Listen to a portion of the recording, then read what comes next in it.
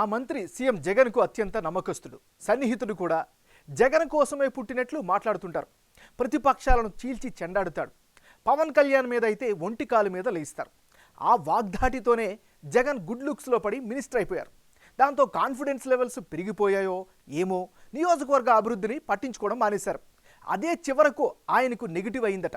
మంత్రి స్థాయిలో ఉండి సిట్టింగ్ సీటుకు పోగొట్టుకుని బొక్కబొర్లా పడ్డారు. దాంతో ఆయన రాజకీయ భవిష్యత్తుపై పెద్ద చర్చ నడుస్తోంది.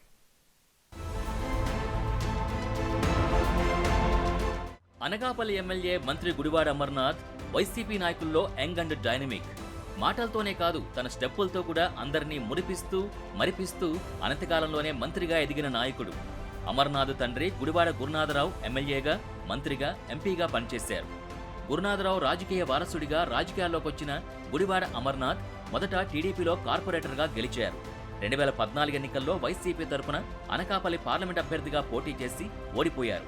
తర్వాత ఉమ్మడి విశాఖ జిల్లాకు వైసీపీ అధ్యక్షుడిగా జగన్ నమ్మిన వ్యక్తిగా, సన్నిహితుడిగా మారారు. రైల్వే జోన్ కోసం పాదయాత్ర అంటూ హడావుడి చేసి పార్టీలో ఇమేజ్ పెంచుకున్నారు. ఆ క్రమంలో 2019 ఎన్నికల్లో అనకాపల్లి ఎమ్మెల్యేగా గెలిచారు. ఎమ్మెల్యేగా గెలిచిన నాటి నుంచి తన నోటికి పని చెప్పడం మొదలుపెట్టారు.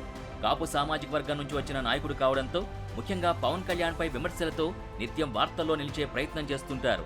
సీఎం జగన్ని విమర్శించిన ప్రతి ఒక్కరిని తన మాటలతో చీల్చి చెండాడి అధినేత వద్ద మంచి మార్కులు కొట్టేశారు. అందుకే ఉమ్మడి విశాఖ జిల్లాలో ఎంతో మంది సీనియర్ ఎమ్మెల్యేలు ఉన్నా వాళ్ళందరినీ వెనక్కి నెట్టి మంత్రివర్గ విస్తరణలో పదవి దక్కించుకుని అత్యంత కీలకమైన ఐటీ శాఖ మంత్రిగా బాధ్యతలు చేపట్టారు.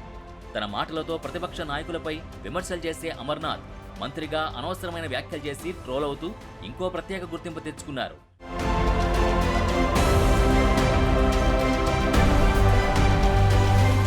ఇంతవరకు బాగానే ఉన్నా ఇప్పుడు తన రాజకీయ భవిష్యత్కి గండిపడే పరిస్థితి వచ్చేసరికి కన్నీళ్లు పెట్టుకుంటున్నారు.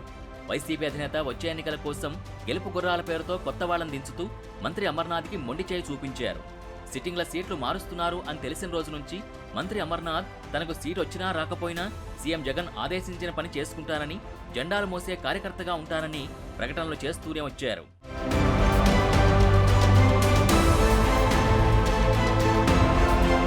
తనకు సీటు రాదని ముందే తెలిసేమో, అందుకే ఈ రకమైన కామెంట్స్ చేస్తున్నారని అనుకున్నారు నియోజకవర్గం ప్రజలు. అనుకున్నట్టుగానే వైసీపీ అధిష్టానం నుంచి పిలుపొచ్చింది. చావు కబురు చల్లగా చెప్పినట్టు సీటు లేదని చెప్పేశారు.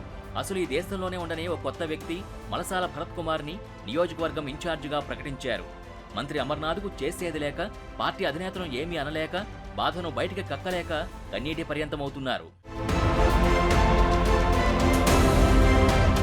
అసలు మంత్రి అమర్నాథ్కు సీటు రాకపోవడానికి కారణాలు ఏంటని గమనిస్తే, ఎమ్మెల్యేగా గెలిచిన నాటి నుంచి మంత్రిగా ఉన్న ఈ రోజు వరకు అనకాపల్లి నియోజకవర్గం అభివృద్ధి అంగుళం కూడా ముందుకు జరగలేదు.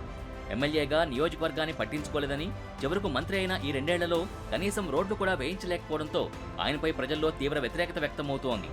దానికి తోడు తన సొంత అభివృద్ధి, ఆయనతో పాటు తిరిగే కేవలం మరో 20 మంది అనుచరులు మాత్రమే బాగుపడ్డారనే విమర్శ బాహాటంగానే వినిపిస్తున్నాయి. గడప గడపకు కార్యక్రమం కానీ, ఏ ఇతర ప్రభుత్వం కార్యక్రమమైనా మాటలతో తప్ప చేతలతో చేయలేదని జనం ఆగ్రహం వ్యక్తం చేస్తున్నారు. ఆ క్రమంలో జగన్ చేయించుకున్న అన్ని సర్వే రిపోర్ట్లు అమర్నాథ్కు వ్యతిరేకంగానే వచ్చాయట. దాంతో ఆయన సీటు గల్లంతైంది. ఇక మంత్రి అమర్నాథ్ రాజకీయ భవిష్యత్ ఏంటనేది ఇప్పుడు చర్చనీయాంశంగా మారింది. అనకాపల్లి ఎమ్మెల్యే సీటు కోల్పోయినా అనకాపల్లి ఎంపీ అభ్యర్థిగా బరిలో నిలుస్తారని, లేదా చోడవరం సీటు కేటాయిస్తారనే ప్రచారం జోరుగా సాగుతోంది. దానికి తగ్గట్టే అమర్నాథ్ కూడా సీటు కోల్పోయినా పార్టీ అధినేతపై కానీ, పార్టీపై కానీ ఎలాంటి వ్యాఖ్యలు చేయడం లేదు. మరోవైపు మళ్లీ వైసీపీ అధికారంలోకి వస్తే అమర్నాథ్కు ఎమ్మెల్సీ ఇచ్చి మంత్రిని చేస్తారు అంటూ కొత్తగా మరో ప్రచారం మొదలైంది. ఏది ఎలా ఉన్నా ఆయన జగన్కు బేర విధేయుడిగానే కొనసాగుతారా, ప్రత్యామ్నాయం చూసుకుంటారా అనేది చూడాలి.